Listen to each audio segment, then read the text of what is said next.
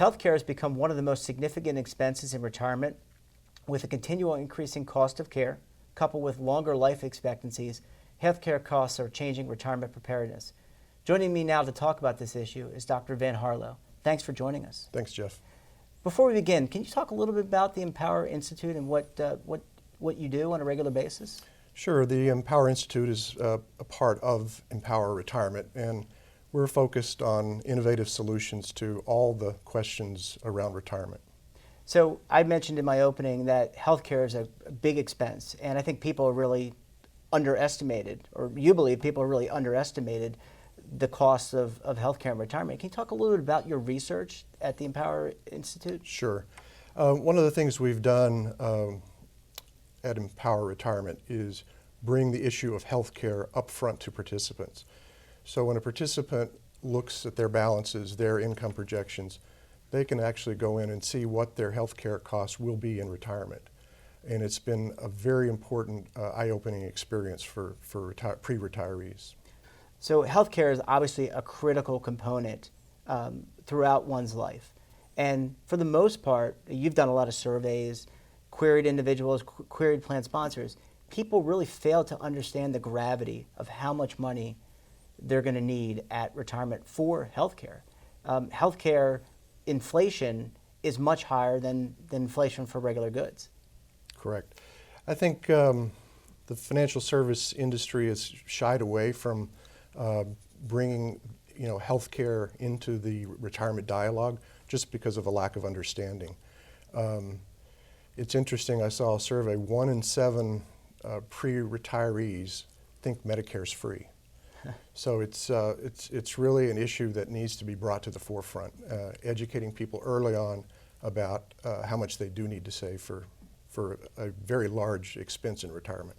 Now, what's interesting is, we've had some conversations this morning about national policy, and clearly the issue has been around coverage in the last decade or so, around healthcare coverage.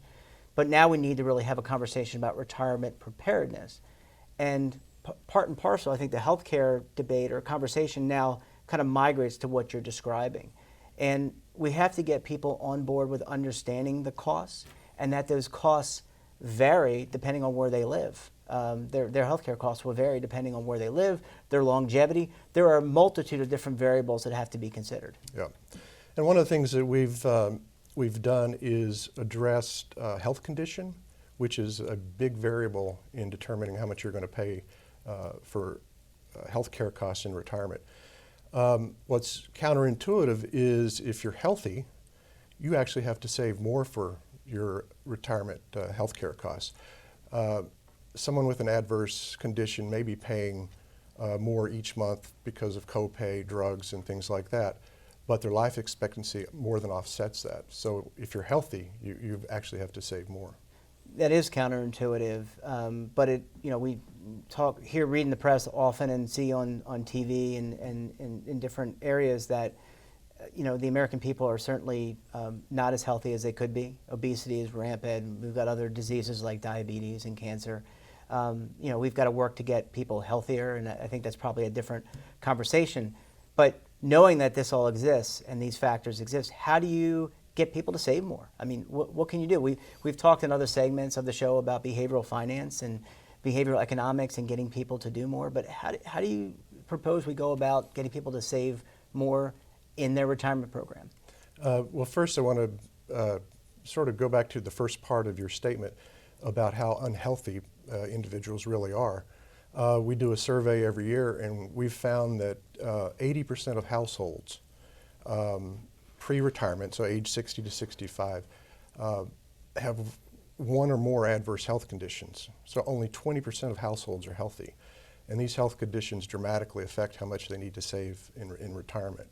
One of the things that we have found is that by just getting people to incorporate healthcare into a formal plan dramatically increases how much they save. So for example, individuals who have a formal financial plan but haven't incorporated healthcare, on average are on track to replace 73% of their income. If they've incorporated healthcare, they tend to save more and are on track to replace 94%. So it makes a big difference in addressing those costs. Now, some people may or may not be working with a financial advisor or a consultant or someone to help them. Are there tools or calculators or things that someone can go and use to help them plan for these inflated costs as they age?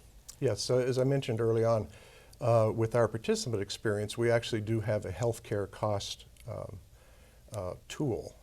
And it's interesting, so all we're doing is really educating people about how much those costs will be when they retire, and they can personalize it based on their health condition.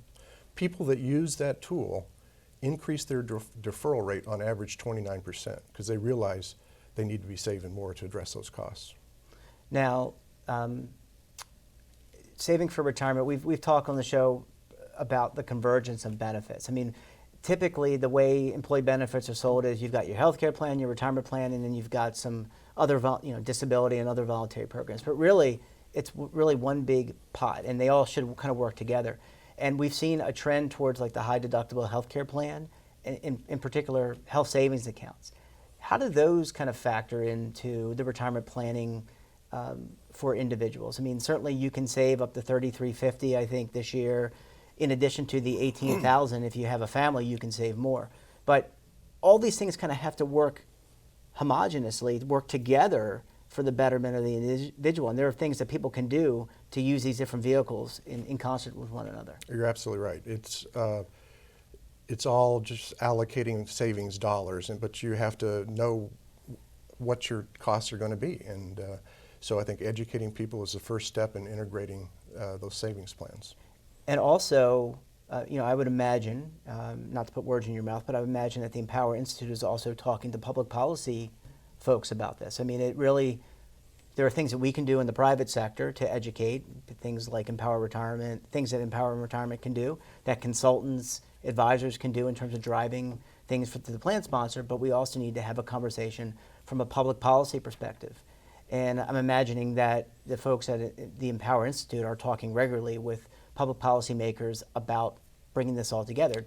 So you have to educate them first, right, and then get them to act. That's right. And Ed Murphy, our president, we do a lot of research that he can use when he testifies on Capitol Hill regarding policy.